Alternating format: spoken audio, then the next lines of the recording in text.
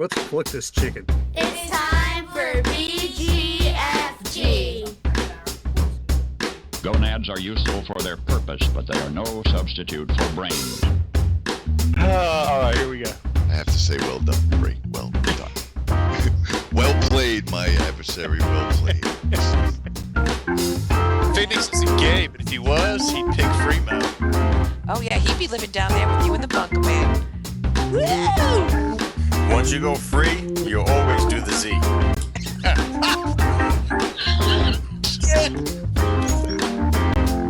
Like one day I'm not going to Duncan, and you could get a controller, a new Xbox, possibly even a cord.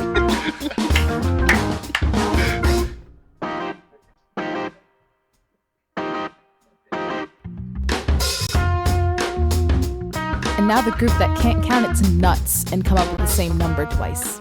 Welcome to BGFG episode 423. I'm your host, Chris Phoenix, and joining me, as always, my brother from another mother, the man from the deep south, Mr. Yeah, Fremozzi. I just found out that if I keep using that phrase, she's going to divorce me. Which phrase? Let's pluck this chicken. Is it offensive? Is she a chicken farmer? I don't know. How does that work? Hey, Finger. Yep. There we go. He's got his own headset on and everything. Hey, Finger. Absolutely. I agree. Hey, Finger. I go by Phoenix usually, but I guess going by finger would be also okay. That's what I heard too. So how has your week been, sir? It's been a weird week. Week. They usually are in some way, but this one, was particularly got weird. me. Yeah, I started retail hell. So, Christmas. The only thing that we haven't had yet is the Mariah Carey song starting. It hasn't started yet, thankfully. But it's just a matter of time before that fucking happens. Yeah. And you get to hear it, 30 times a day? A minimum. Radio stations don't play a new song this much. It's like every third song, fourth song. It's so annoying. Yeah. But we do have a big show, a lot to talk about this week. So let's get into it first by talking about Not Coming Down for Breakfast, segment that we do when somebody from our generation, somebody that we know well, especially celebrity, passes away. And unfortunately, we have to report this week, Mathew Perry, Mr. Chandler Bing, passed away at 54 years old. And it's still technically under investigation, though a lot of people have speculated as to why. He did die in his hot tub, which is a different thing that happens. But, it had a big part. He was in Friends. I personally think that the best part of his, my favorite role that he played wasn't necessarily in Friends. My favorite role that he played was in The Whole Nine Yards with Bruce Willis. Yeah, he did a great job in that movie. I thought that was just hysterical. So, golden ticket and towel to you, my friend. May you pass on and go to wherever you believe you should be going. And Godspeed. What? You're tilting your head. You have to lean back just a little bit. Oh. That's Jesus in a pocket, buddy. It's Sunday. Jesus knows I thought I kept not seeing like the rest of it, like you weren't. Yeah. But then as soon as you lean back and I saw the pocket line, I realized what it was. So. Yeah. So I have a Jesus in a pocket and I have Porkins in a pocket. I do love my Porkins in a pocket, but I digress. We have a big show this week, so let's get into this week's news first. And get that. Well, first, let's just get into it. BGFG News. You heard it here third. So first up in this week's news, it's safe to say that most people, especially us Gen Xers, because of all the movies we watched growing up, it made us fear AI. And for damn good reason. Like every show had to deal with AI. And I blame it on like the first, was it 2001? With the, no Dave. Yeah. Go back even further. Really? I remember watching the original Battlestar Galactica. Oh, yes. Yes, I that's mean, it's as cheesy as that show was when you're, I don't know, 8 years old, right. whatever it was, and you're Right. watching these robots hunting down humanity in space. I was like, okay, we can cross astronaut off the list of things I want to do. I don't want to do it no more. Well, President Biden signed an executive order recently, and I quote, to protect Americans from potential risk of AI systems, end quote. And so we've talked on the show before in our conspiracy theory type stuff that there is like a good example, just to bounce off of this, that in every charter or every document for anti-war, one of the things that is in there mandated is no weather altering devices. Now we deconstructed that on a show years ago as to if that's in the literature, then it exists, because they would have put it in the literature if it didn't exist. Like they would have put in like no killer cats allowed on the battlefield. They wouldn't do that if there was no such thing as a killer cat. Right. The fact that President Biden put to protect Americans from potential risks of AI systems means something somewhere in some lab went sideways that we don't know about, in my opinion. Yeah. It's a new set of standards when they're developing AI, and it's supposed to be for standards, tools, and tests to help ensure that the AI systems are safe, secure, and trustworthy. I don't know. I'm just, well, we're already worried about Skynet scenarios. The fact that this is in there now, it's right now. It's more about. I'm concerned. It's more about AI systems making copies of the likeness and voice. That's what this is supposed to be. You know what I mean? Yeah. Deep fake stuff. Right. Which I again, could care good. less. I could care less about that part of it than the part where they're allowed to start replicating themselves. Yes. I mean, to coin a phrase in Star Wars, robots making robots.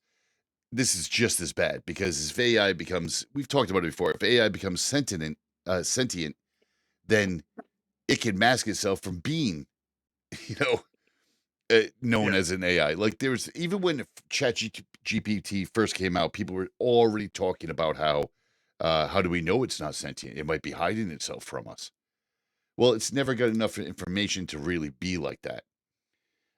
So many celebrities and politicians have had this happen to them with deep fakes and such. There was a video going around about somebody that was cooking something, and they overlaid Tom Cruise on it, and it looked very real.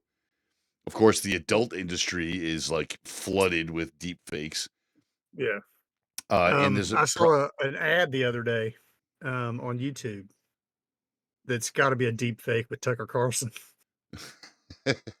because he was advocating that all American families should get this $6,400 whatever, and that's absolutely not something that he would advocate.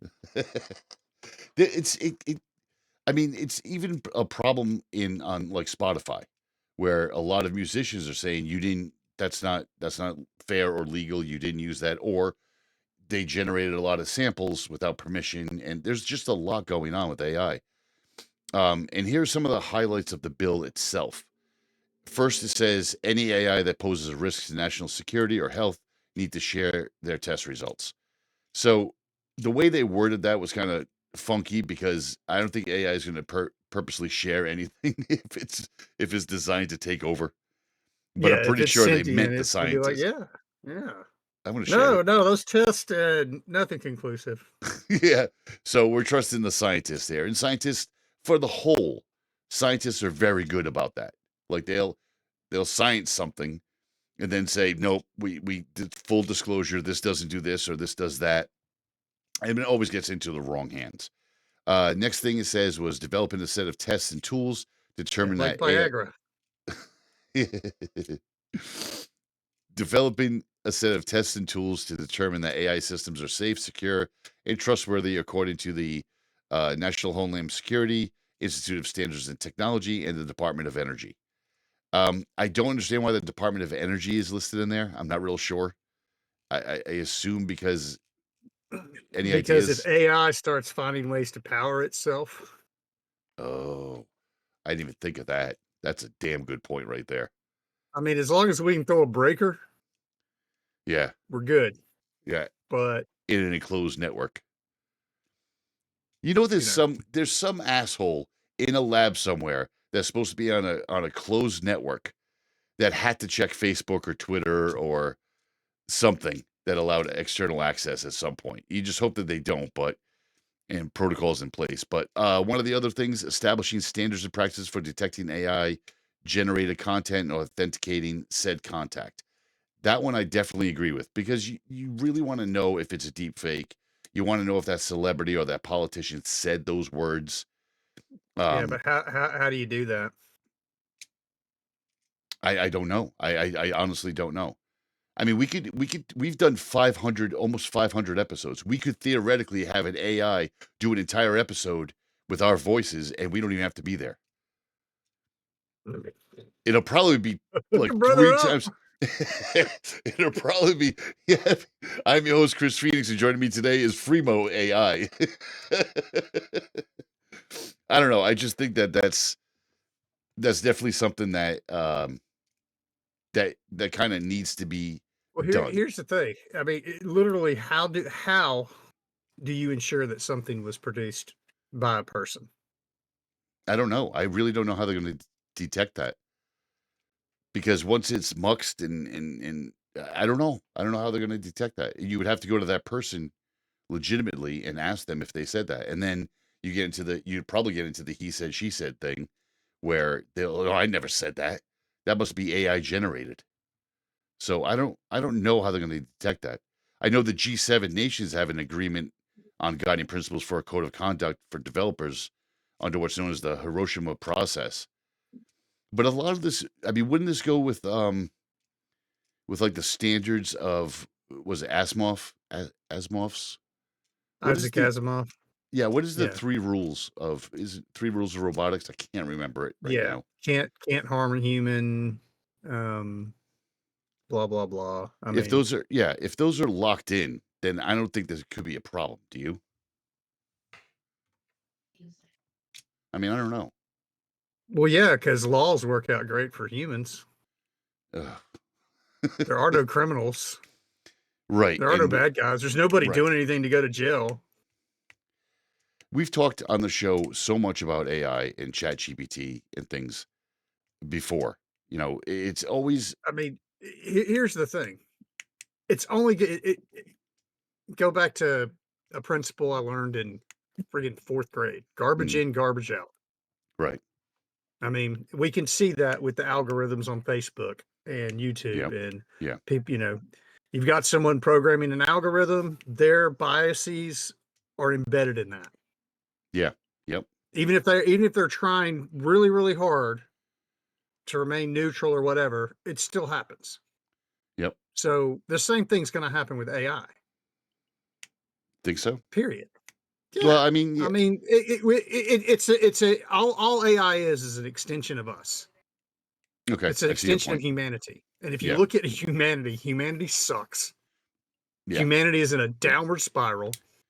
AI ain't gonna save it. Yeah. One of my favorite quotes, anything, it's gonna hasten our demise.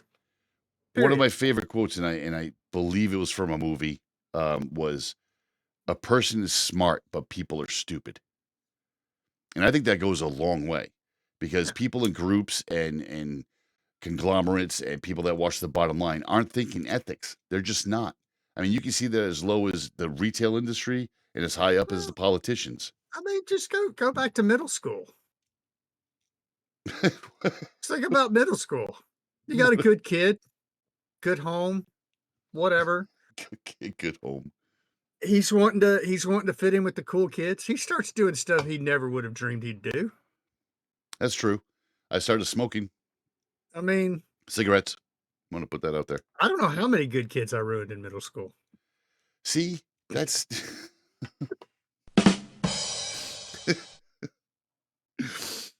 we've said on the show before that the whole concept of AI and the reason why everybody was so up in arms about it immediately was because it was too much too fast with AI.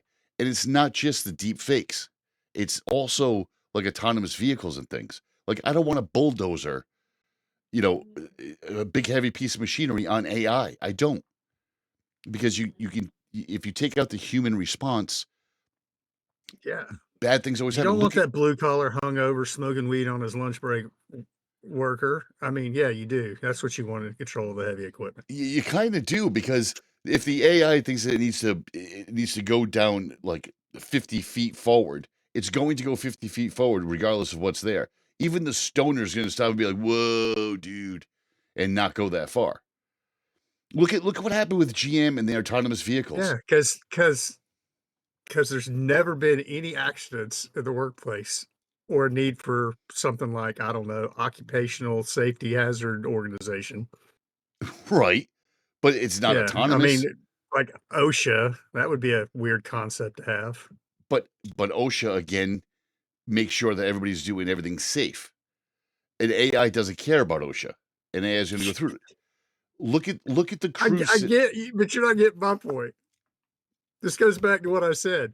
AI is simply going to be an extension of us. Look, we need OSHA because we got numbskulls out there putting forklifts on forklifts to load, I mean. Yeah, but this also goes in line with the difference between my Starfield game save and your Starfield game save. And sometimes people are mean and has repercussions. Freemo. I'm just saying. But hey, as long as people keep leaving credits laying around and I keep paying these bounties, I ain't changing. But like I was saying with the AI, I just blackmailed the governor of Mars today. Oh, that's wonderful. The AI that's built into the GM Cruise vehicles, they've just suspended that in California. They revoked the license because it states that there is an unreasonable risk to public safety. Now, this has been done numerous times. They also claiming that GM lied about the safety of the cruise system. Last month, a cruise robotaxi ran over a pedestrian. And if you look it up, I didn't put a picture. I don't believe I did. Here's the AI's defense. Okay.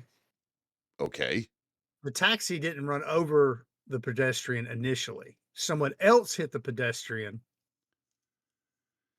Oh. And then the taxi hit them.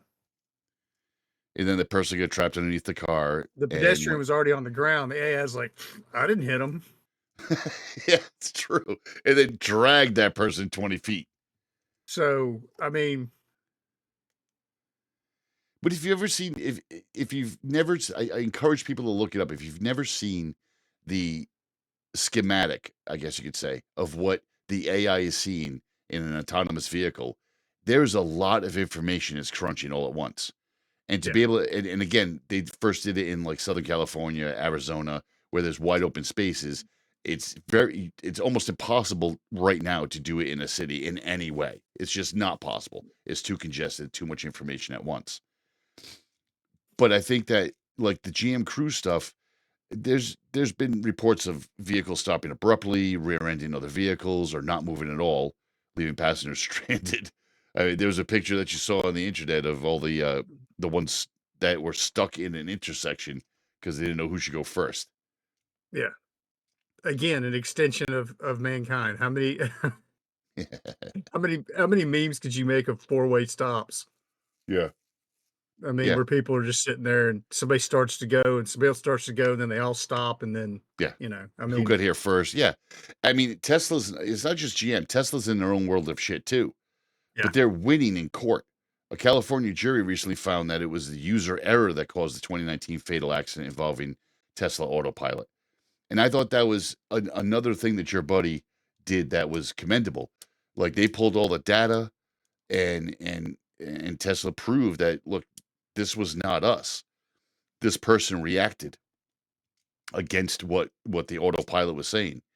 I mean, GM has also decided to pull the cruise system nationwide for safety's sake. But like we were saying, too much, too fast. And the AI stuff is getting out of control.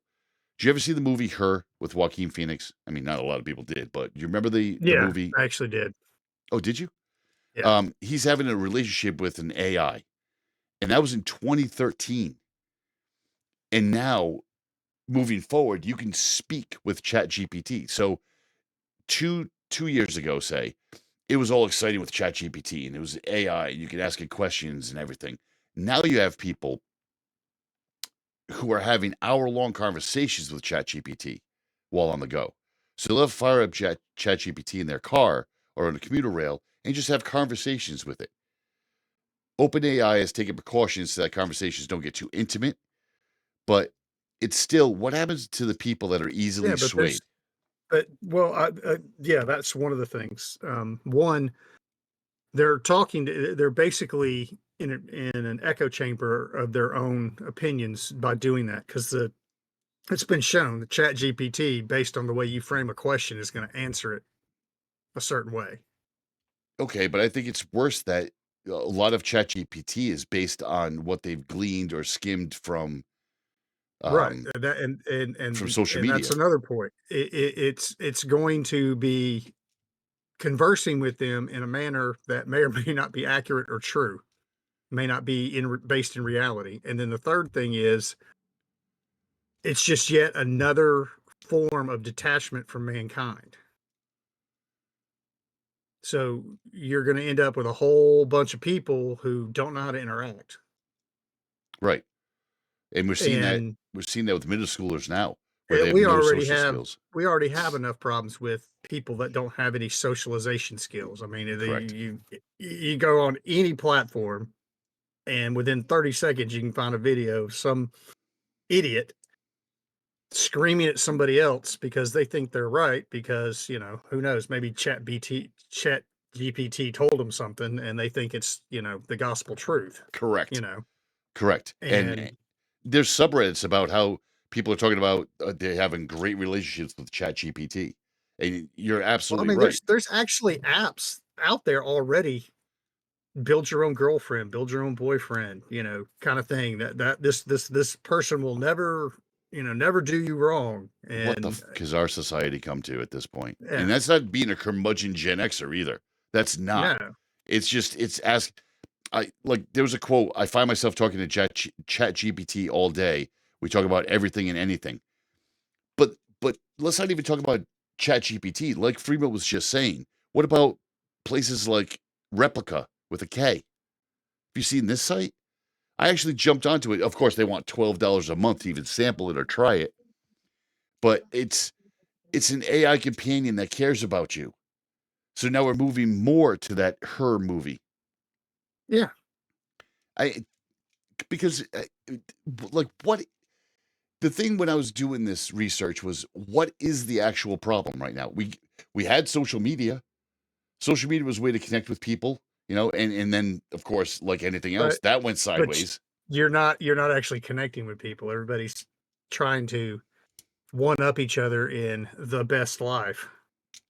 Yeah, So you got people faking everything, oh, look at my new car, and then in the background you got some guy shouting, hey, get off my car. I mean, exactly. It's fake it till you make it. But my bigger problem with the chat GPT type thing and talking and responding and replica is that what happens when it gets to the point, we already have a problem with people on social media, young kids that are turning around and dictating and telling people to do anything. Tide Pods, the cinnamon challenge, the well, milk challenge. There's a lot of stupidity out there. What happens when okay, hold on. The milk challenge is just good, clean fun, unless you're the person that has to clean it up later. Okay, I kind of agree with you on that one. Uh, but what happens when they start? What For happens those when of you these? who want to see the milk No, challenge, don't. vote on whether you want Phoenix or Free to do it. No, I will not be part of that. I'm lactose intolerant anyway. That's gonna fucking send me. I Oh guess my it'll be god. me then. No, no. I don't want to see anybody do that. Um, Well, I've successfully no, I mean, completed the milk challenge you drank a gallon of milk. in an hour and kept it down. Bullshit. Oh, I got witnesses. This might be a new video. I've got witnesses. Mm-hmm. But what I happens? cheated though. I used skim milk. I use powdered milk. What happens? What happens when one of these chat GPTs or replica tell this person that their best course of action is to kill your boss, kill your significant other, or the person you have a crush on? What happens when the Well, person no, takes it to that level. but that's it. That's literally it. You're talking to something that is programmed to make you feel better about yourself. Yeah. So if you are Good point. complaining about the boss, what's it going to do? It's going to tell you, go get a new job, or stand up for yourself, or whatever it is that it tells you. It's literally going to put humanity in a delusional state, even more so than it already is. Agreed. I agree 100%. That is, and it literally, from that point, it's real easy to, and I know this sounds crazy, but it's real easy to end up in the Matrix going forward at that point. Everybody's seeing the world the way they want to see it. Everybody's world is perfect for them. Yep. You're living in VR, which people are already doing that, which I just don't get. I don't understand it.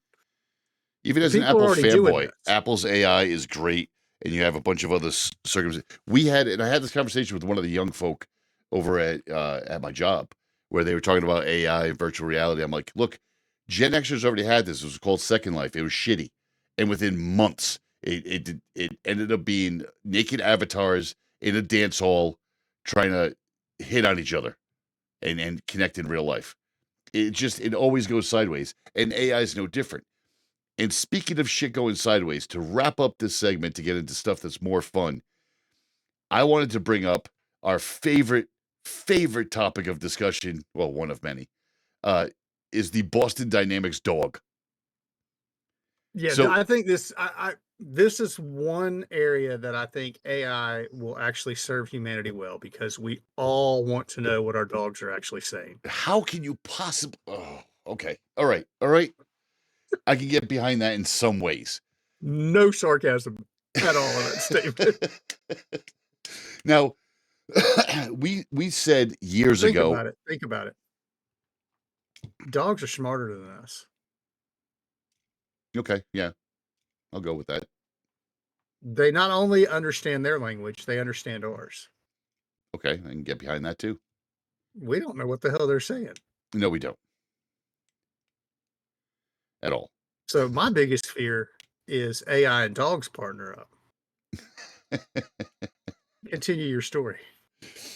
So Boston Dynamics, which we talked about when they came out with their AI dog years ago, and we posted on our site, and we talked about it on our show about Boston Dynamics taking the dog into the parking lot up here in Boston and kicking it, like just thrashing, side kicking it, and the thing would stumble and stay on its own feet.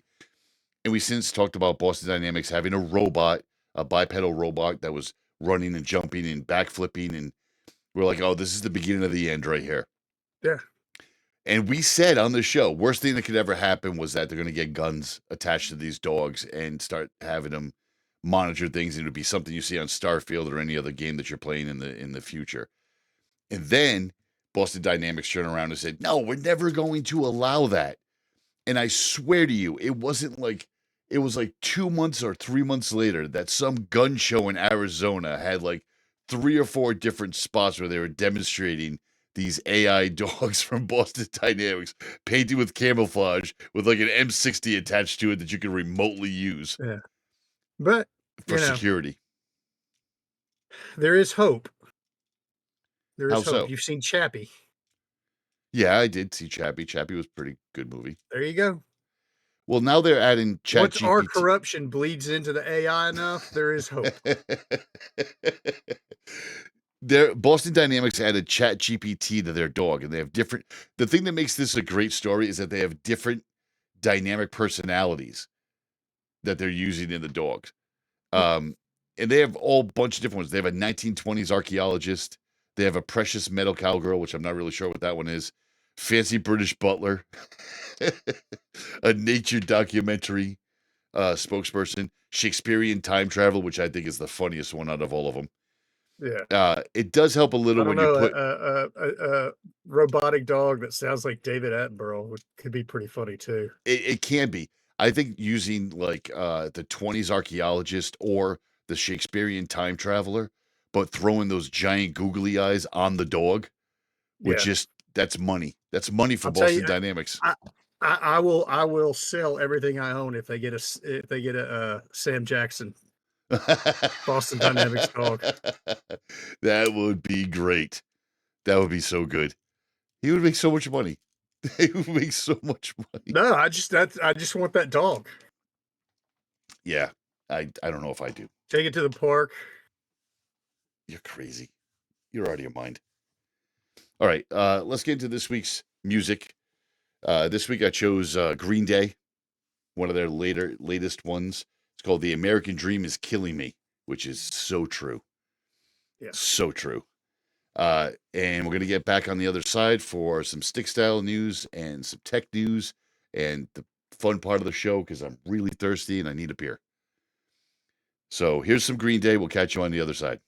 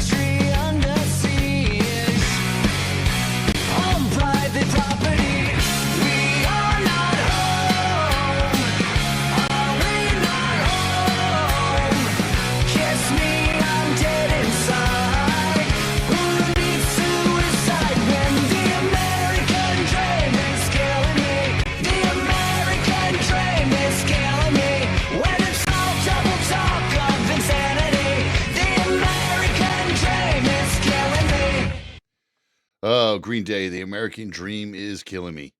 And The American Dream is definitely killing me. And I should have probably mentioned to Fremo how short the song was. Because he's still going to get something to drink, most likely. But it's The American Dream. Oh, Lord. That is something that you just see deteriorating as we go along. It's just not what it once was. The American dream that our fathers and mothers set out for us and told us could be true is not looking great.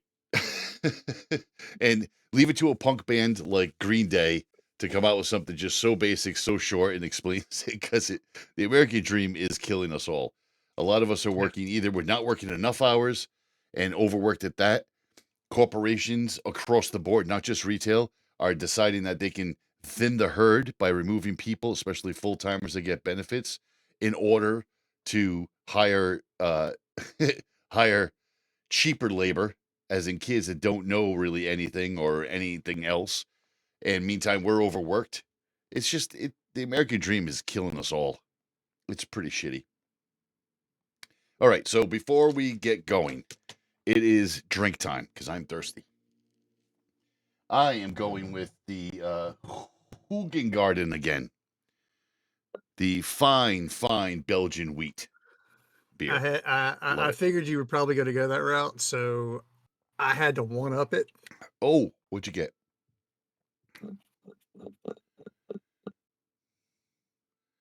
No, blurry. I get it. Focus. What is that? Focus. Focus. Single. Damn it. Sing. Oh, Singha. Singha. Oh, I've never had that. From Bangkok. You see, that just whenever you say that, it just. Oh well. Any chaser this week? Singha, Bangkok. Oh man, I got myself a chaser. I'll tell you that right now. All right, let's get into this week's stick style. Hold on a minute. We got to talk about this beer. Why is it a lager? It is. And how is it? That is extremely tasty. Really? I might have to grab some. If this is it says it's the original Thai beer, and everybody says that Thailand's like the party capital of the Orient. Are we allowed to use the word Orient anymore? Probably not. Anyway, I can understand why. That is a very tasty beer. Well, that's good. I don't have to try that. I'm almost out of these, so I'm going to need more. Yeah? Yeah, I can get in trouble on that right there. Yeah, I feel the same way about that Belgian. I had 2 of them the other night. I'm like, I'm feeling nice. Whew. All right, time for stick style. Gaming.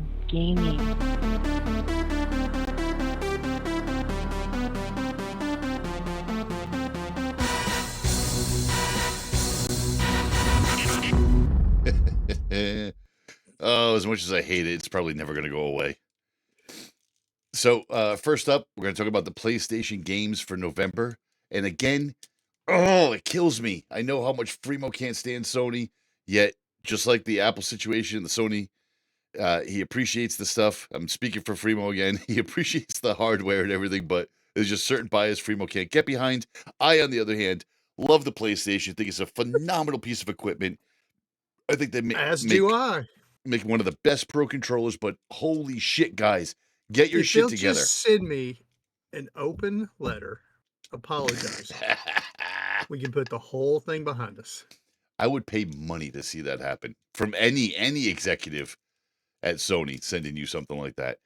But it's killing me yet again that they just can't get out of their own fucking way. Like, come out with something. Yes, you got Call of Duty and Modern Warfare, which are mediocre. There's all sorts of people that don't like the new game and whatnot. But I mean, come on, guys, come out with something. Yes, you lost Starfield, but you don't have anything else in the works. You don't have any other developer that you can hit up and say, "Hey, we need a killer game." Their PlayStation games for November are Noah 2, never even heard of Noah 1, Lego Harry Potter, which came out years ago. Probably Nio. Sure, Nio. I don't care. I don't play it. I believe it's a side scroller. Good side scroller. I'm not going to say it's a shitty one, but it's just there's nothing like sink your teeth in on PlayStation at all. Heavenly Bodies is the third one that they announced.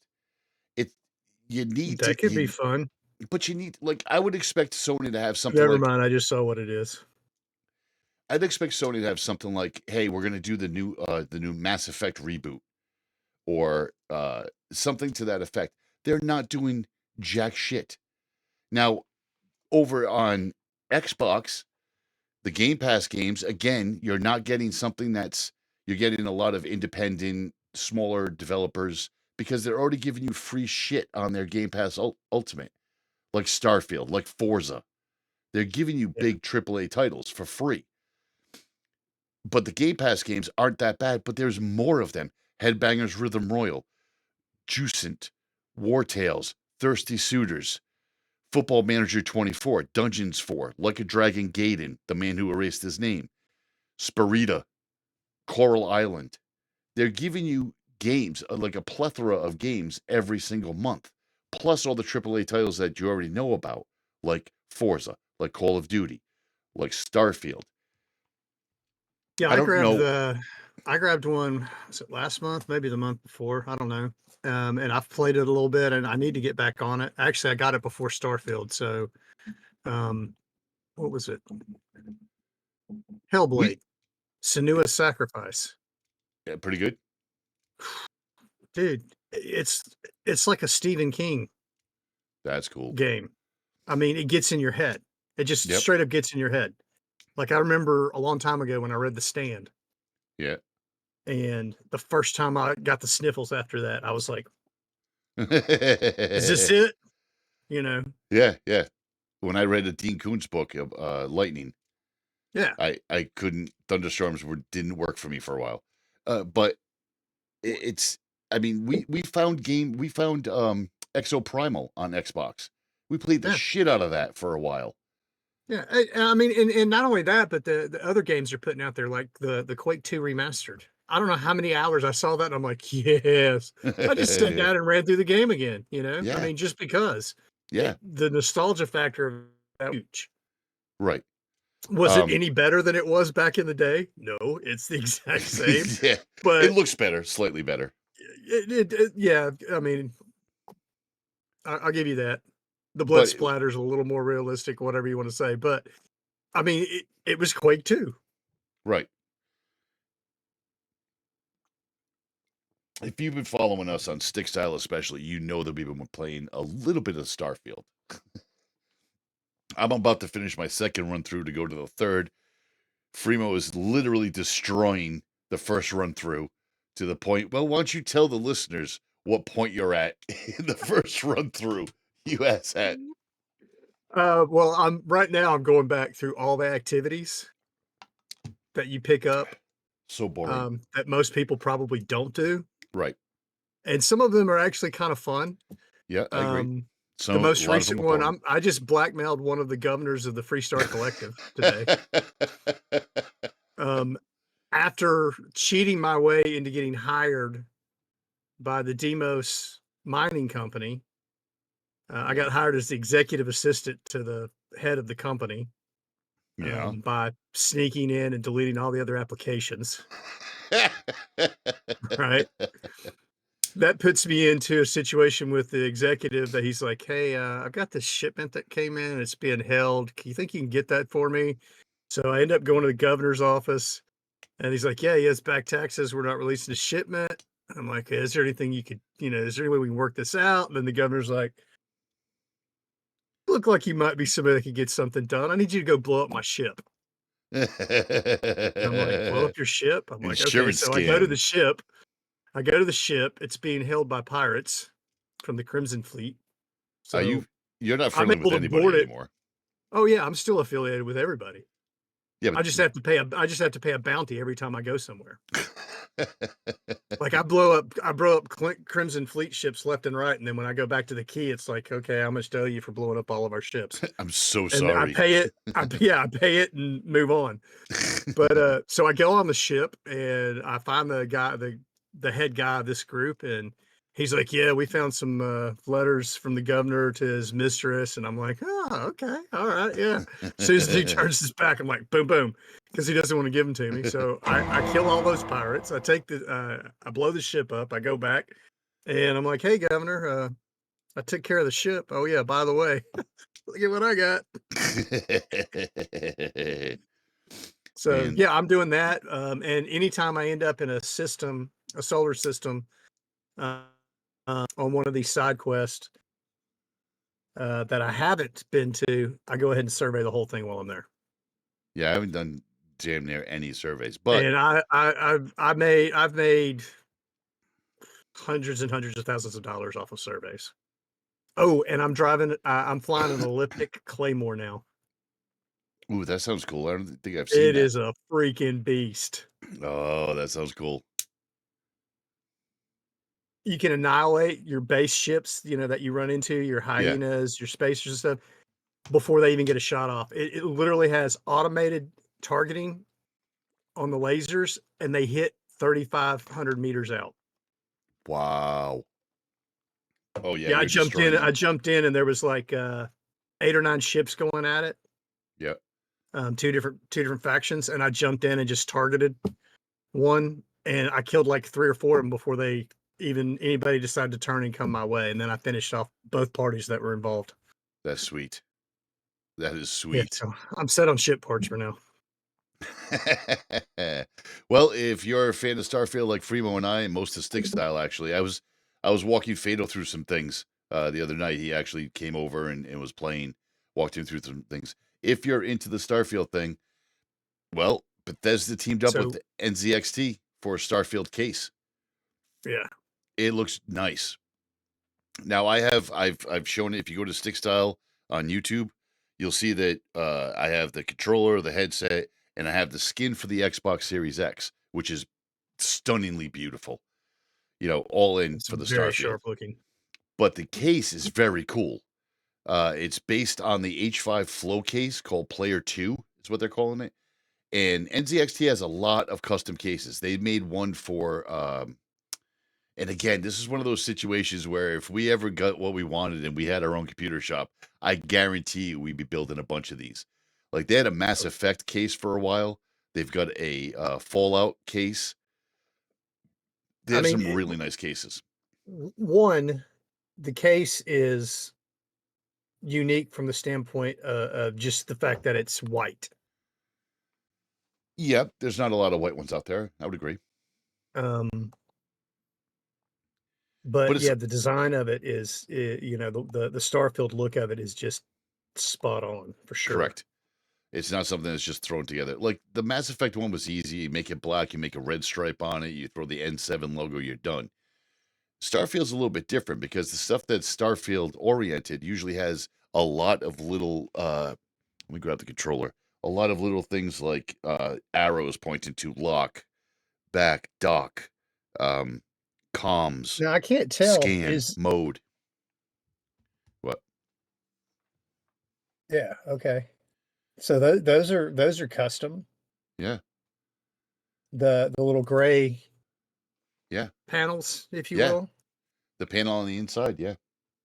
No, I'm talking about on the outside, the gray looking bars. Oh, right. Yeah. With the screws. I mean, it's just it's well done. Very, very, very well done. And you can buy it loaded totally too. Totally digging the Starfield colored cable rail on the inside. Yep. And you could buy it loaded with a Ryzen 7, a 4070 Ti, and 32 gigs of RAM for $2,000, which is not a bad price for all that. That'll get the job done, 100%. Yeah. I mean, you can also, if you wanted to really get into it, you could also hit up eBay and try to get yourself that Starfield Edition Radeon that they had a limited edition of, the Radeon 7900 XTX. Unfortunately, that Radeon card, I'm glad I didn't try to get it because that Radeon card right now is going for $3,000 on eBay. Beautiful card, set up just like the controller and everything else Starfield. It's beautiful, but man, $3,000 for a video card. 7900 is a powerful card. It's a 4090 essentially from AMD, but $3,000. That's a lot. And as we were talking about Fremo's hatred earlier for Sony, the Pulse Elite headset will be announced soon. $150, but the earbuds will be available on December 6th, which is nice, for $2,000. Now, the reason why I bring this up is because 200. What I say? You're gonna give did I say people a heart attack. 2,000? You did. You're so giving people a heart attack right now. It's $200, available on December 6th. These are the earbuds we talked about on the show previously, and what they are is like a lot of people, including myself. I love headsets, but I'm getting tired of the headset and the headband on your head, and there's a lot of things that I'm getting tired of with that. And I'd like to try some earbuds. We talked previously about Sony having the patent for the earbuds to be plugged into the backside of the controller for charging purposes.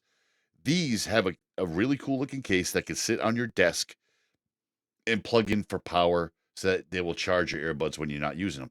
And one of the favorite things is that, as we reported before, they will indeed work with your PC. So I think this is a nice alternative for sweaty ear issues, for headband issues. I mean, there's a lot of people, kids. I got to bring up that article one of these days because it wasn't big, but it was a lot of kids. They were complaining about kids actually getting indentations in their head from wearing headsets for so long. And I know myself, I just hate, having this strap across my hair when I get done gaming or before I go to work. I do. I I'm normally have a excited. hat on, so it doesn't bother me. Both the headset and the earbuds will have a Bluetooth that will connect to your phone as well. So it's got simultaneous Bluetooth, which is also nice. I had that on a SteelSeries Arctis headset. I believe the Arctis 9s. Definitely handy if you're a console gamer. Actually, any gamer, rather. But especially console gamer, you will enjoy that feature. I did. Where you can listen to music on your phone. It's not bothering the other people in your group.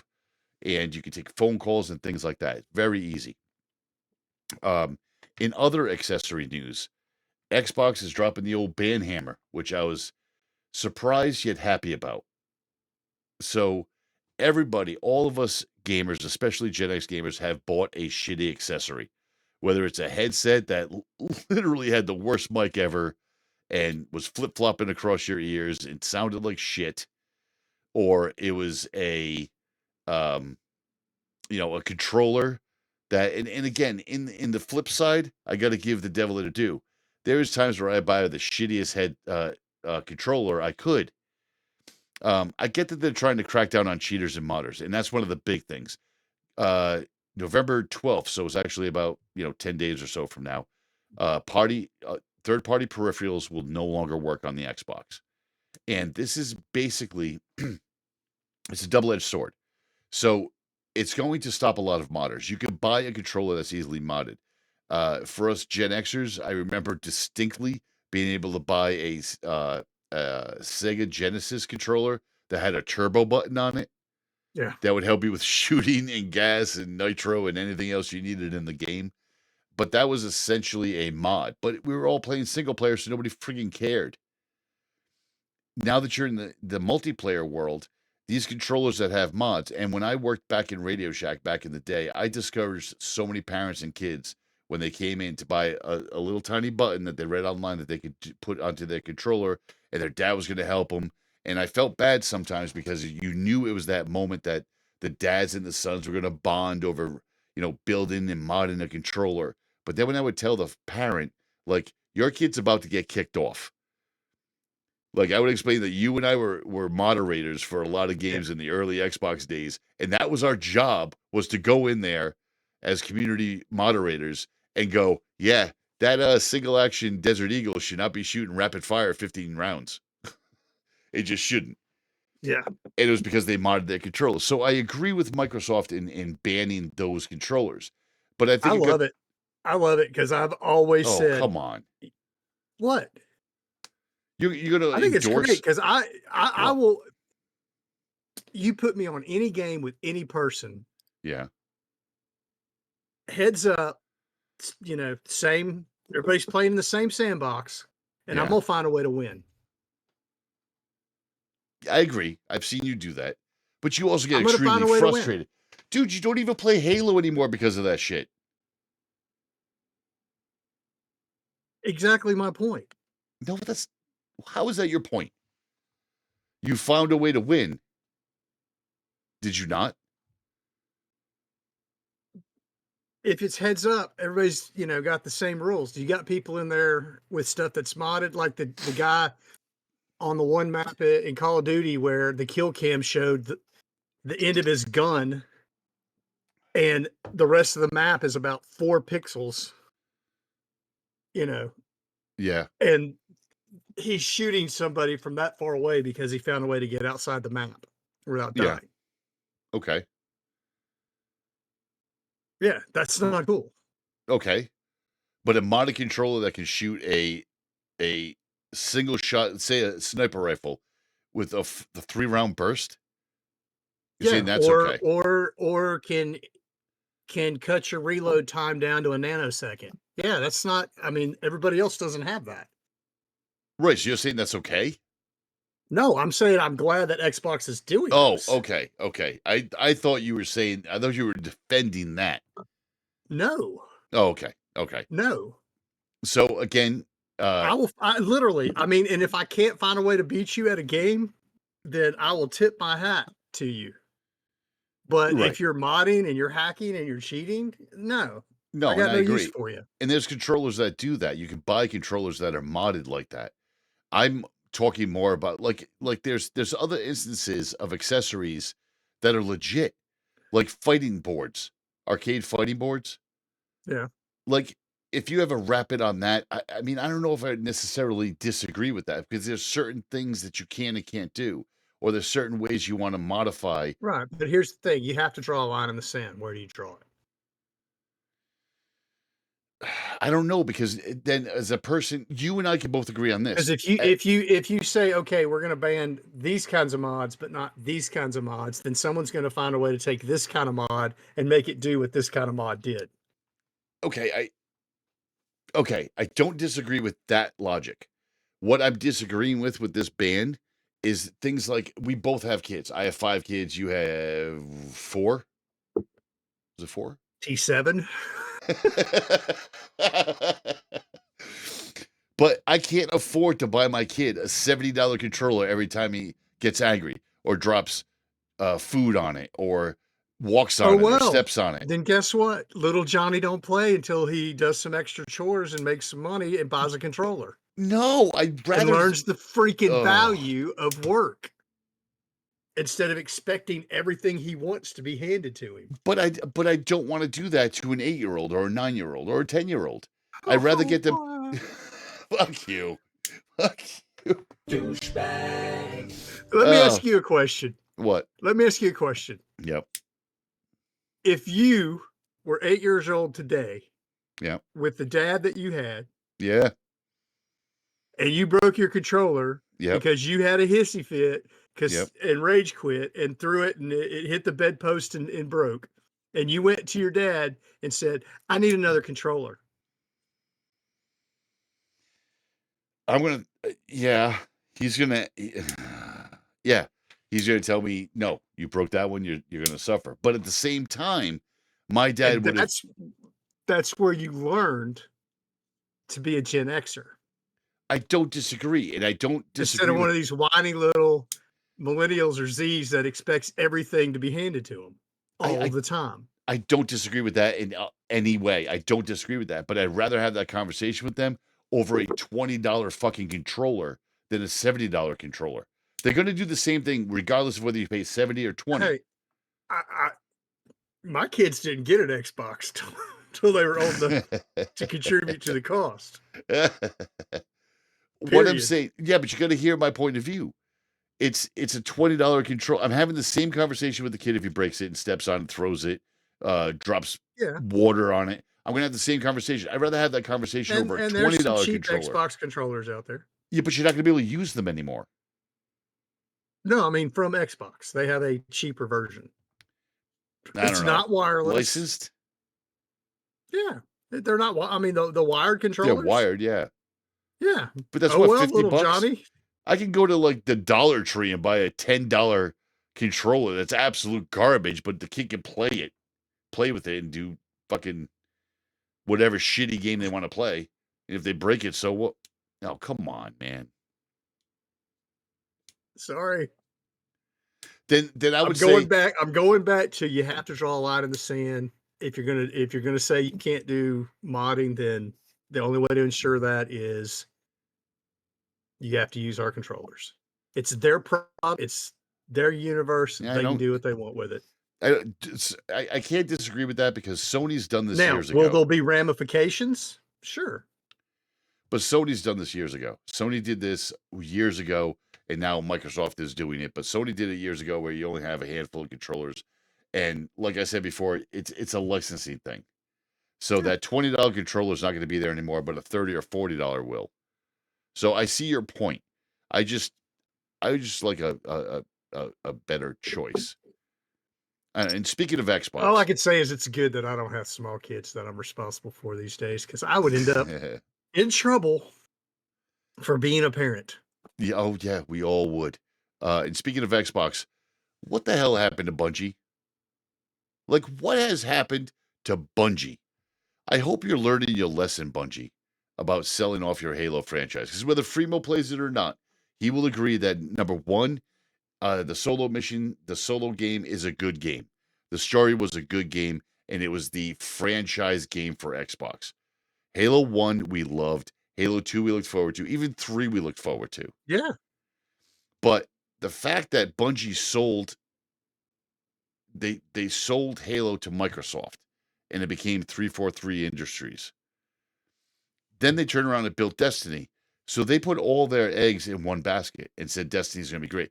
In the original Destiny, I think you played it with me, right? Yeah. Great game. Really great game. I even tried to play a little Destiny 2, but... Oh, Destiny 2 is... Oh, it had problems from jump, and then they promised to fix them, and then they would fix them, and some other ones would arise. And I lived vicariously through my youngest son, who played Destiny 2 religiously and would come downstairs all heated and explain to me all the bad shit that was going on with Destiny at the time. And Destiny 2 has huge issues. And it's become worse and worse with every single update. And now you have the Final Shape update. And they just laid off a shit ton of people. And they turn around immediately and say, well, the Final Shape, which is the last update for Destiny 2, that's going to be delayed. And Marathon's going to be delayed. Now, Marathon was their first game, the game that brought them to the dance. And they were refreshing that and going to put that out. And a lot of us were excited about it. A lot of us old-time gamers were excited about that because a lot of us cut our teeth on Marathon. And then they decided to lay off a bunch of people. Now, I get laying off voice actors and project specialists because their job is done. Like, if they've done all their audio that they needed to do for the last update of Destiny 2, then I get it. You have nothing else to do. You're going to be laid off. You should know that. But when you're doing level designers and things, and your game, your update is not done yet, and you're laying off people, that's a problem. Editorial department. Don't you? What? You know who owns Bungie now, right? Who? Sony. Fuck. Son of a bitch. They bought them. I didn't even realize that. Yeah. I didn't even realize that. Sony bought them to basically get a handle on an online community. Right. And how it works. Like, with the whole Destiny online community. Yep. And now here we are. So they let go of the editorial department, recruiting, and quality assurance, which the quality assurance thing is dumb. Why did you let go of the quality assurance people? That's a big fucking problem. Especially considering all you need for a quality assurance department is a handful of people, like one or two even, right? Okay. And these guys, all they do is give people like you and me beta access. Yeah. And develop a relationship with some gamers, and you have them go out there and you tell them wreck this, break this, and just you don't even have to pay those dudes, right?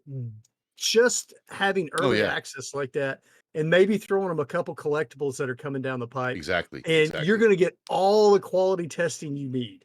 Yep. Period. So getting rid of quality assurance. What was your quality assurance department to begin with that you felt the need to get rid of it?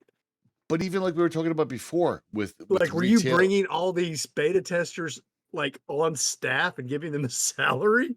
Because that's ridiculous. Right. A lot of the gamers, the true gamers, are gonna shit. Me and Freemo would do it for free for Bethesda, for Starfield. Not even a question. And we don't even. There's not even a chance that we would be part of that because we don't do shipbuilding that much. We don't do a bunch of other shit. But It No, would have but been nice I to have could that. have showed them how their game was going to get broken. That's true.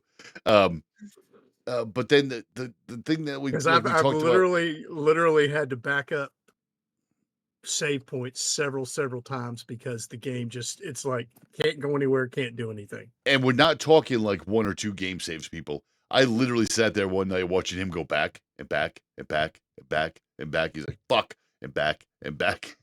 It was hilarious. But the problem that I have, like we talked about earlier in the show, is that then the people that remain there in the industry or in the company, your workload is now doubled because they got rid of all those people for cost cutting.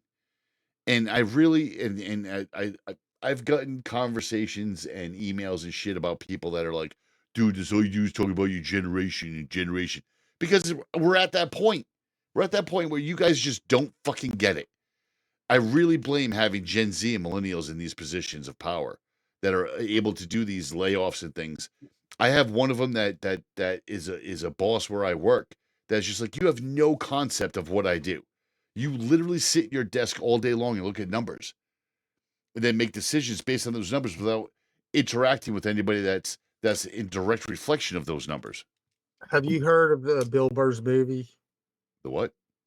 Bill Burr He's making another movie? called Old Dads.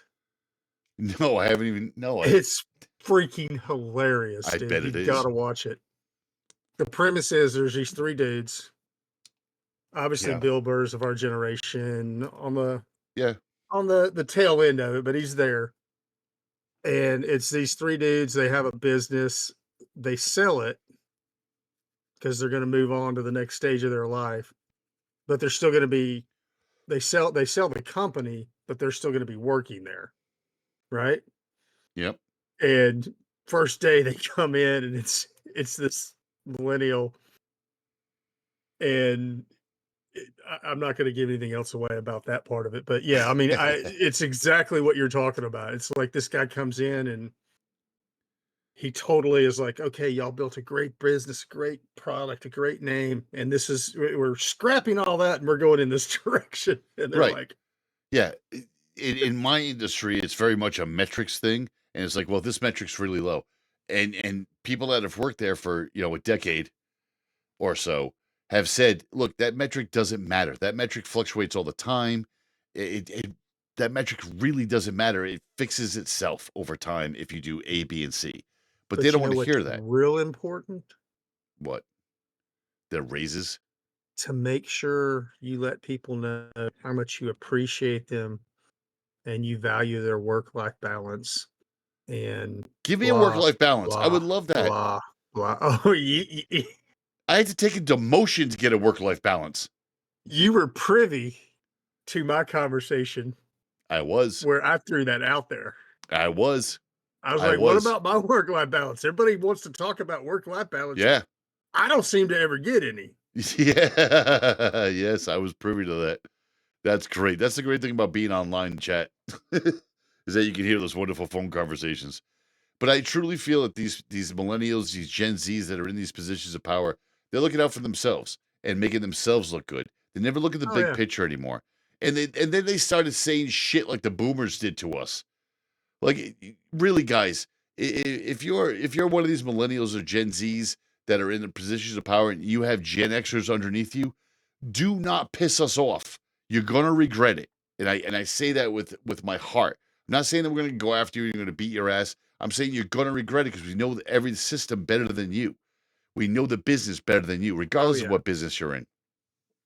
And not that we want to just mic drop it out, but we will straight up walk away and leave it behind, let it burn, and not feel a moment's remorse about it. Right. And if you think that's just we'll go a phrase, find something else. Oh yeah, if you think that's just a phrase of, oh, we gotta let it burn. No, that's legit. Like you're taking us for granted. And they're doing things like saying shit like the boomer said, like, well, we'll pick ourselves off by the bootstraps and we'll do what we have to do. No, you're not gonna do shit. You're gonna make us do everything. No. Right, because you have no idea. That doesn't work, especially in the workplace. That's the company before the one I'm at now. When I left, you know this story. Mm-hmm. I gave them 90 days notice. 90 days, people. 90 days he gave. Because I didn't want to leave, but I wasn't going to continue to under the way things were. 90th day, I walk into my boss's office and I said, I can only assume that you're going to hire the people I said you needed to hire because you didn't go with any of the other recommendations. I gave like 3 separate scenarios of how they could fix what was happening. You could do it by doing this, you could do it by doing this, or by this. He's like, well, no, we've not done any of that. And why? Were you serious? I was like, what part of me submitting in writing a 90-day notice to you, the vice president, and the director of HR? What part of that didn't speak serious to you? And I did. I left, and I gave them, before I left that day, I gave them a play-by-play on what they needed to do with all the systems for this week, 30 days, 60 days, 90 days. Hopefully by then you'll have somebody hired and they'll have their head wrapped around it. They didn't listen to Jack. They called me. I hadn't been at my new job. I hadn't even been there 2 full weeks. And they called me up. They're like, you've got to come back. I'm like, no, I'm not coming back. Period. We'll do what you said. No, you had your chance. I'm not coming back. Right. No, you don't understand. I said, no, I know exactly. I understand. I said, let me guess. This has happened. This has happened. This has happened. Yes, we can't do anything. We can't take orders. We can't process. We can't ship. Nobody's, I'm like, okay, well, $300 an hour is my consulting fee. I can be there at 6 o'clock this evening and I can work till 10, maybe 12 every night until we get all this squared away. I made so much money in 2.5 weeks off those people. Yeah. That you were able to buy multiple Xboxes. They literally could have hired me someone for a full year and kept me there and hired somebody and paid them a salary that they, at the time, they would have thought was a good salary. Right. On the money I made in a month and a half, all those people with my consulting fee. I get it, because they hired 2 people to fill my position when I stepped down. Yep. And those 2 people combined are making way more than I was making. And I actually offered to do their jobs. And doing less and getting less results. Oh, yeah. Yeah. But again, it's determination. Like, they're looking at the numbers and they said, this number needs to be fixed. Well, you're breaking all these other numbers, and then you're wondering why it looks so bad. Well, the reason why it looks bad is because your focus is on the wrong thing. Anyway, one day I'm going to, literally. I tell listeners right now, sheeple, listen up. Because one day, Fremo and I will be leaving our positions for one reason or another. And it's going to be an entire episode of us literally destroying those 2, I would say, destroying those 2 companies from the inside out because of our knowledge of those said companies from being there too long. But not actively doing anything. Literally walking away and just watching it slowly crumble. Correct. And fall and then catch on fire. It's a fact. It's going to. All right, let's get to the last segment this week.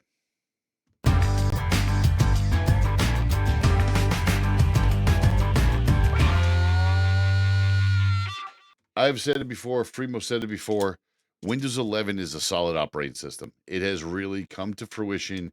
It's good shit. It doesn't have weird issues or anything like that. It is a solid operating system. And now we have our first big feature update in like a year, I would say. Yeah. Now, there's always these updates, and we talk about it a lot of times, and the listeners are always talking about, well, I just did this update. It wasn't a big update. Now Microsoft is calling them moment updates. So the next moment update is moment 4. Now, I've given some information as being on the insider program for Microsoft, some information like I dropped on here on the show about the RGB integration.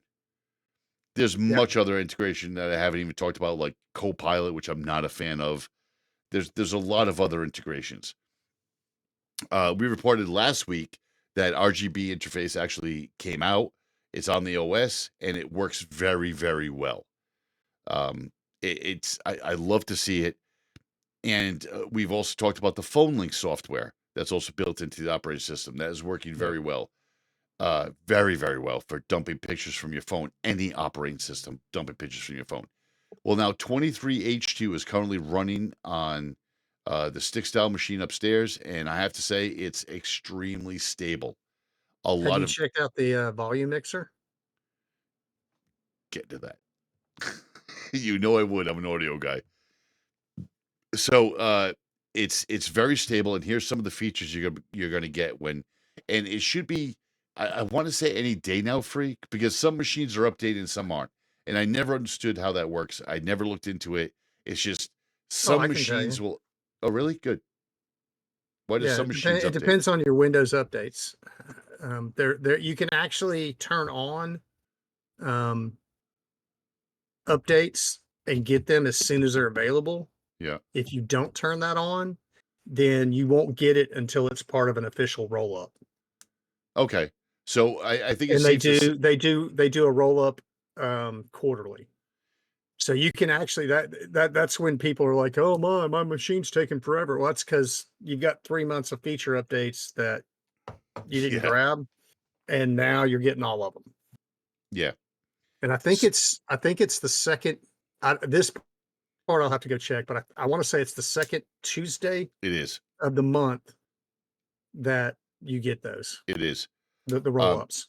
And I would agree with most of our listeners or our listeners that have the sheeple in their lives to wait till the roll up.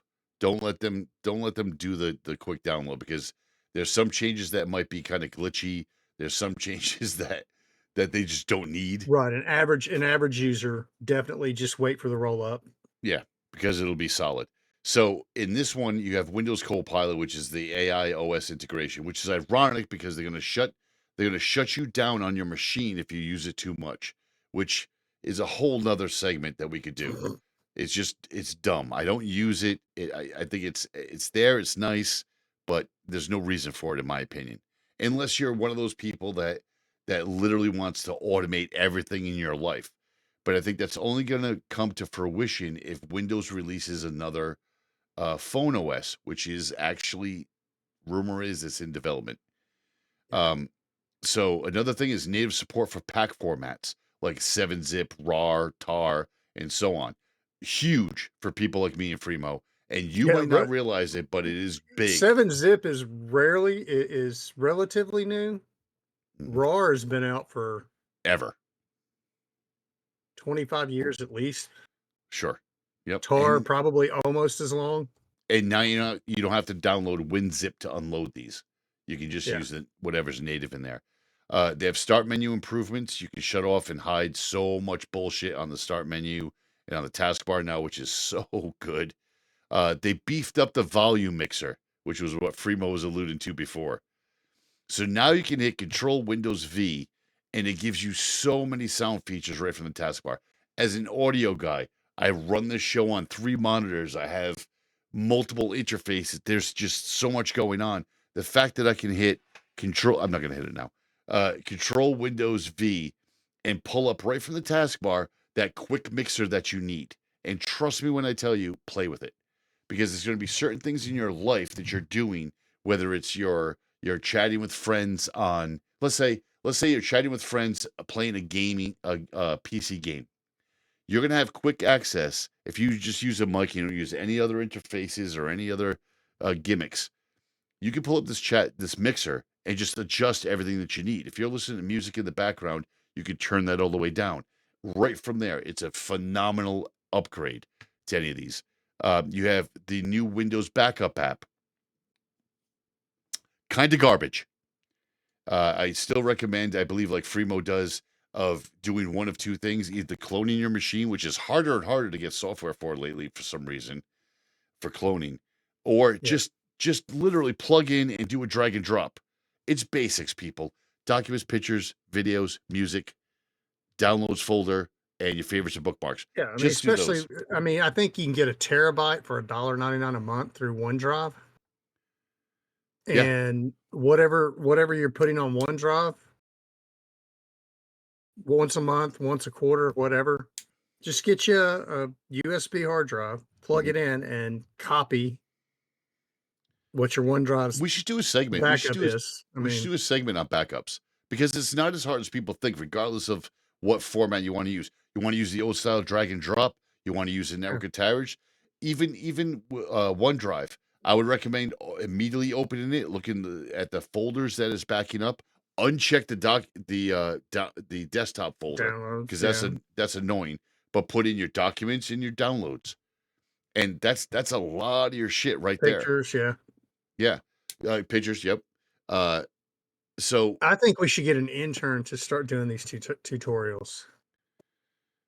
I don't know anybody I trust other than me and you right now, because we do it so much. You can't just have somebody who goes, "This is my favorite. This is what I want to do." I mean, there's 100 of those on YouTube.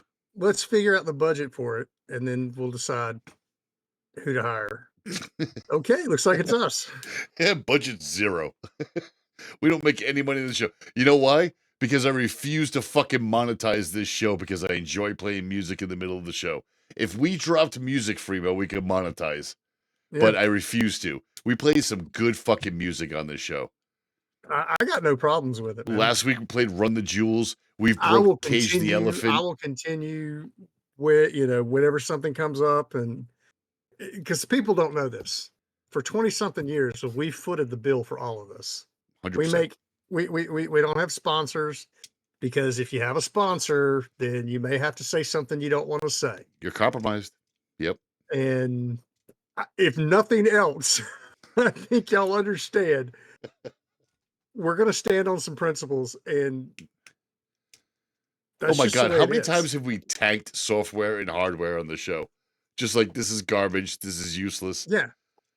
I didn't even tell you this. I didn't even think I told you this. I mean, I'm getting ready to officially add EA to my list.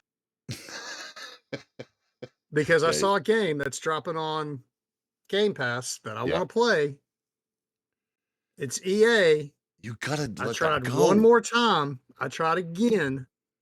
Somehow or another, they've got my Primo Z and my Buck Naked accounts, and they won't unlock the Primo Z. They said they can help me with the Buck Naked. And I'm like, that account doesn't exist anymore. It's gone. Right. And they will not detach an email. The whole thing is they will not detach an email address from the one account so I can use it on the other. And I'm not really going to go get a random email address just when I know how simple it is for them to fix the problem on their end. Use our BGFG one.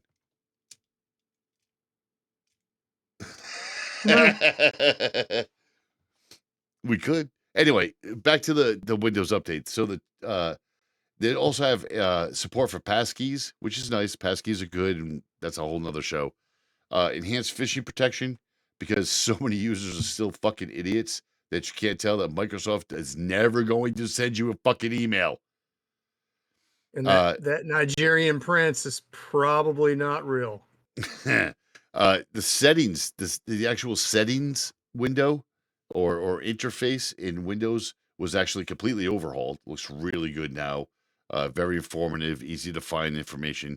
And like we talked about before, dynamic lighting additions. So they constantly add in stuff like we reported before. They're adding stuff to that constantly.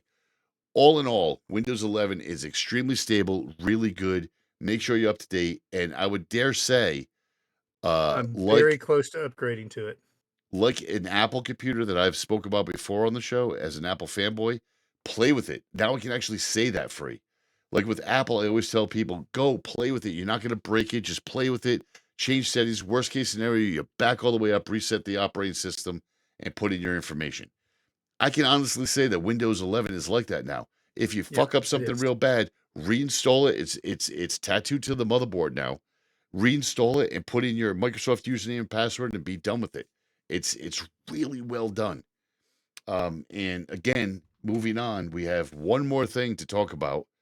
And this is probably when Freeman's going to either fall asleep or walk away, which is the Apple announcement. Now, the Apple announcement was named Scary Fast.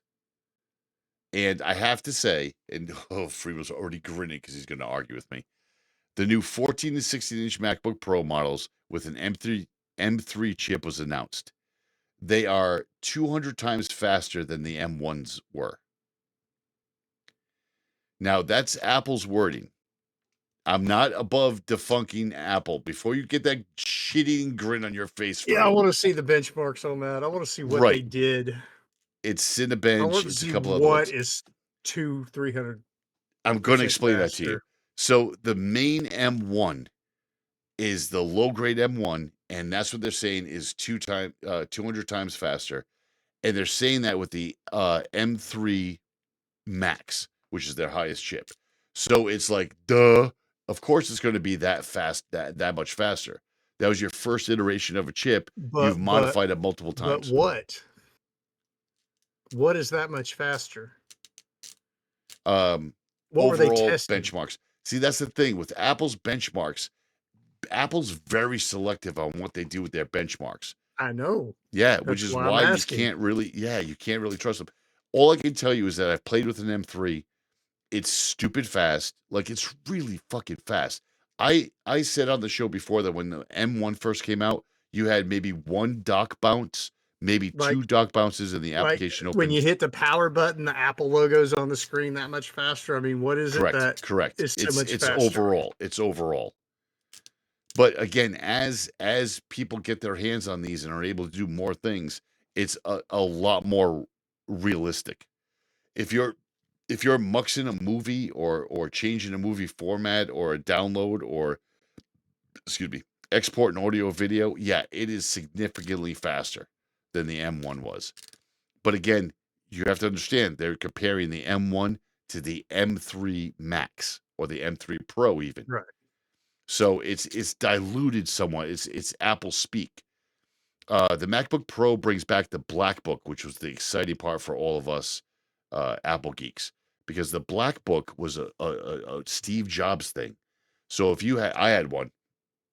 When you open it, it was really a flex. It was really a flex. Like, I get a black MacBook, dude. What do you have? A gray one? Nah, that's nice. I get a black one. So it was really a flex. And it turns out that the Black Book only comes with the M3 Pro and the M3 Max chips. But even the other kick in the fucking pants on that, I found out, it's not black. They call it space black. It's not even black. It's actually a dark gray. The pictures that they showed in the keynote were like a darker picture that made it look darker than it actually was. It's actually a dark gray, but it's not as dark as their blue one that they came out with that has all the fingerprints. But back to the stats, 22 hours of battery life, 20% higher display, 22% brighter display, I should say. 200 times faster than the M1 chip. The base MacBook is an 8-core CPU, 10-core GPU, 8 gigabytes with a 1 terabyte hard drive for $1,800. I think you'll agree with me, Free, that that's a good price point. Unfortunately, the 8 gigabytes of RAM is not a good spot to be in. For the $1,800, you should have a 16 gig. Minimum. Right. The 10-core GPU and the 8-core CPU, that's fine for $1,800. I'm not bitching about that. The 8 gigs of RAM is a little low. That's soft. That's soft. I would agree. All in on the MacBook Pro is $7,200. Of course it is. But again, we go back to that old adage. That's a desktop replacement. So for the $7,200 Free, and chew on this for a moment. Stay in my lease or be homeless with my MacBook Pro. It's really like I said before on the show. Does it have an aluminum chassis? It does. Well, then question solved. It's a great rain shield. So homeless with the MacBook Pro. I'm saying that they really open it up, put it on your head. As I've said before, they should have 3 tiers, like they used to: MacBook Air, MacBook, and MacBook Pro. They don't. Now it's MacBook Air and MacBook Pro. MacBook Pro is really for professionals, people that work at ILM, people that need a laptop that's a movable desktop replacement. For the $7,200, you do get a 16-core CPU, a 40-core GPU, which is right up with all the current GPUs, a 16-core neural engine, which is something new that Apple's doing, which is good for a lot of things we won't get into on the show right now because nobody on the that listens to the show would ever use a neural engine. 128 gigs of RAM with an 8 terabyte solid state drive for 7,200. So legitimately a desktop replacement.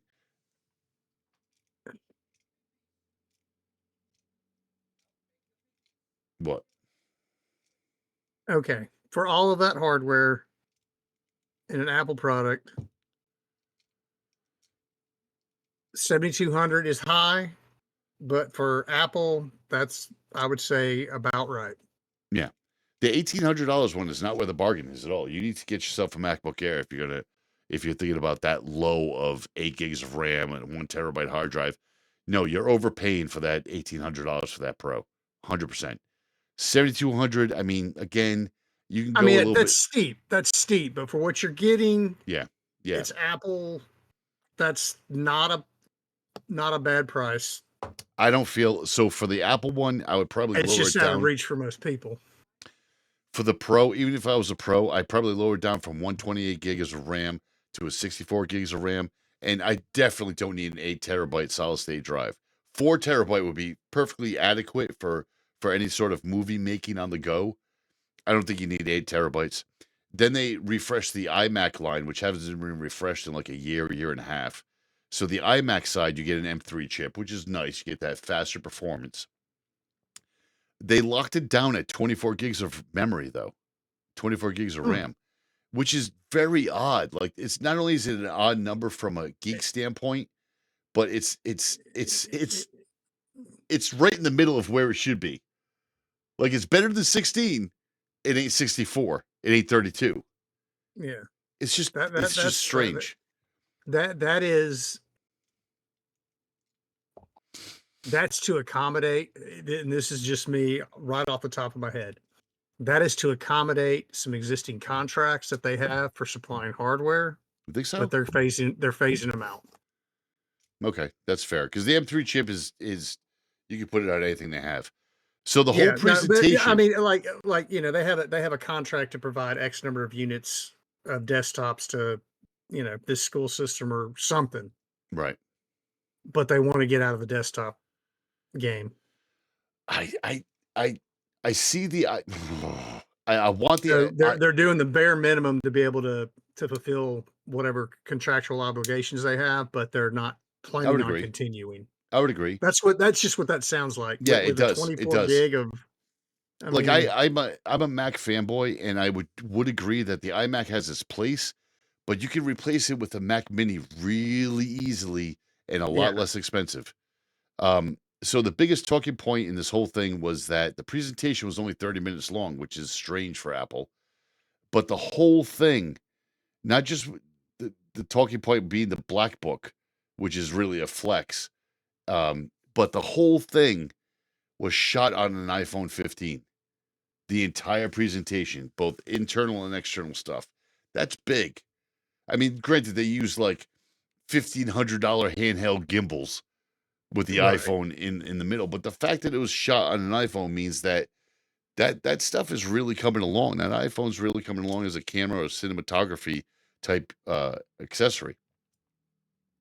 But all in all, it was nice to see that they had some performance, and it was nice to see that they were bringing back the MacBook Black edition, which turned out to be dark gray, which pissed me off. Right, because me and the wife were looking at it like even when we watched the presentation, we're like, oh my god, another black MacBook, we're gonna get that because she's due for an upgrade. But then when I saw it, I'm like, that's dark fucking gray, like really dark gray. Like my chair is gray, and right now it looks black. And yeah, that's kind of what it was. It was just strange. Oh, so that was a big ass show. Do you have anything else for this week? Nope. I know we're probably going to end up going to play Starfield. No, we're not. Oh. We're going to go do some Wreckfest limos. I could be down with that. just because everyone expecting us to go jump on Starfield, blah blah blah blah. No, we want to go wreck some limos. Yeah. And talk shit, because you can't really talk a lot of shit playing Starfield. I mean, you're busy listening to what's going on. Yeah. So let's do that. That sounds like let's do some limos. All right. So that's it for this week. 10's down. Show's over. Whoop, whoop.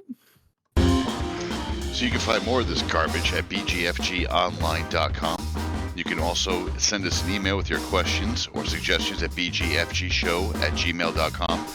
Find our podcast on Apple Podcasts, Spotify, Google Podcasts, Stitcher, Overcast, Podcast, Castro, Castbox, Podchaser, and YouTube. Thank you for listening.